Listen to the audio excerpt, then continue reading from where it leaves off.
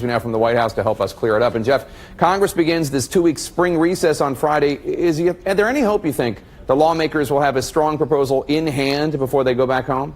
Well, Jake, hope is about all they have here. They don't have a bill, they don't have an agreement, and the basic challenges remain the same. Trying to get those conservative House Freedom Caucus members on board without losing those moderate Republicans. But it does give them a chance to do this. Talk about something other than Russia. On a sunsplash day in Washington, President Trump grabbing a breath of fresh air and trying to move beyond the cloud of controversy hanging over the White House. From reviving the collapsed health care legislation to creating jobs through a major infrastructure plan, the administration is eager to change the subject beyond the Russia investigations. We're going to unleash the country, and I'm willing to take the heat, and that's okay.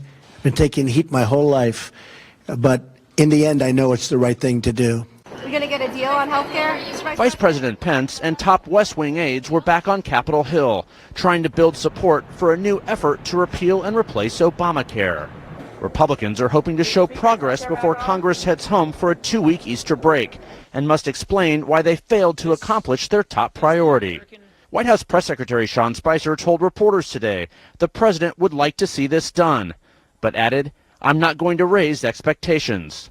Speaker Paul Ryan also offered something of a reality check. I don't want to put some kind of an artificial deadline because we're at that conceptual stage. That's legislative speak for going back to the drawing board. One idea floated by the White House would allow states to opt out of some Obamacare regulations, including the requirement to cover essential health benefits like maternity care or substance abuse. Another involves opting out of covering pre-existing conditions. John Cornyn of Texas, the number 2 Republican in the Senate, explained it to reporters like this. "God bless them," he said. "I think they've got a way to go." With Russia investigations underway in the House, Senate, and at the FBI, the White House made certain the president heard something today that put a smile on his face. Campaign-like applause as he addressed union leaders one group at a time. And electricians, that's better, bricklayers, boilermakers.